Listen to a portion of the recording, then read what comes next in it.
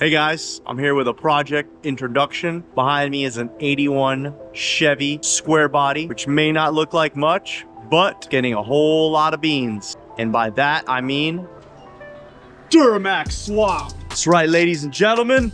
Duramax swap Squarebody, full custom suspension, built by Plan B Fab. I believe this is a 14-inch lift, still in its raw form, but these are obviously not the wheels and tires that are staying on it. These are just some rollers. It's getting some 28s by 44s, coilovers, Super Duty axles. So we're basically gonna be finishing it out for them. We're gonna be cleaning up the engine. D-Max Swap's gonna be handling all the solutions for it. It's getting a new turbo. We're gonna be doing all our plumbing on it, fitting all the cooling in the front. Gonna be doing all the plumbing, wiring, interior, AC. Really solid truck, clean truck. There it is, a quick intro. 81 Chevy. You guys stay tuned. We're gonna be doing a lot of work on this thing. It's gonna be a lot of fun, so let's get after it.